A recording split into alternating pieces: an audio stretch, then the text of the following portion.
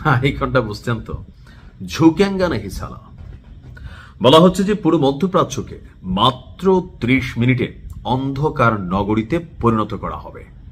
কখন, কেন, হঠাৎ করে এতটা খ্যাপলো হচ্ছে ট্রাম্পের একটা কথায়। কারণ এই মুহূর্তে মধ্যপ্রাচ্যের অধিকাংশ দেশগুলো তারা অবস্থান নিয়েছে বিরুদ্ধে। এখন হুট করে কেন ইরান বলছে মাত্র 30 মিনিটে পুরো মধ্যপ্রাচ্যকে তারা অন্ধকারে পরিণত করবে? এটা কি আসলে সম্ভব? শতভাগ সম্ভব।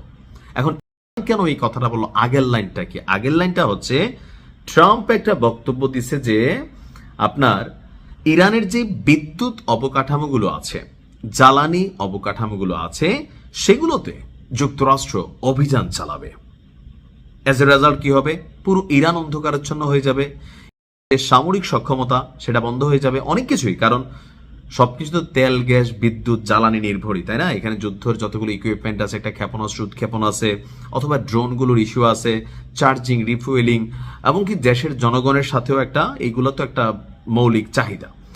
এখন এগুলোতে যদি আপনার কোনো ধরনের ট্রাম্প যদি কোনো অভিযান চালায়, যেই ঘোষণা দিয়েছে, তাহলে পাল্টা জবাব হিসাবে পুরো মধ্যপ্রাচ্যকে 30 মিনিটের মধ্যে অন্ধকারে নিমজ্জিত করবে। অর্থাৎ ইরানের শীর্ষ একজন সামরিক কর্মকর্তা তিনি বলছেন যে যুক্তরাষ্ট্র চাইলে, ট্রাম্প বলছিল যে যুক্তরাষ্ট্র চাইলে খুব দ্রুত বিদ্যুৎ সক্ষমতা নাই করে দিতে পারে। আমরা চাইলে 1 ঘন্টার মধ্যেই তাদের বিদ্যুৎ উৎপাদন কেন্দ্র, বিদ্যুৎ উৎপাদন ক্ষমতা এগুলোকে ভেঙে ফেলতে পারি। আর যদি একবার ভাঙি, সেগুলোকে রিবিল্ড অর্থাৎ আবার তৈরি করতে প্রায় 25 বছর সময় লাগবে। তবে যুক্তরাষ্ট্র সতর্ক করছে। তো আমরা ভাবছিলাম ইরান ভয় পাবে। এখন ইরান পাল্টা কি বলতেছে? বাবা, তুমি তো 60 মিনিটের কথা কইছো, আমরা অনলি 30 মিনিটস, অর্থাৎ আমরা মাত্র 30 মিনিটে পুরো মধ্যপ্রাচ্যকে অন্ধকার করে দিব। তো কি হবে? মধ্যপ্রাচ্য তো আমেরিকা না, না, কিন্তু মধ্যপ্রাচ্যে যে মার্কিন সামরিক ঘাঁটি, সেগুলো তো একটা ফ্যাক্ট। অথবা মধ্যপ্রাচ্যের যে দেশগুলোর সাথে মার্কিন যুক্তরাষ্ট্রের নিরাপত্তা মানে চুক্তি আছে বা অবস্থান আছে, তো সেই ক্ষেত্রে ইরান করবে কি?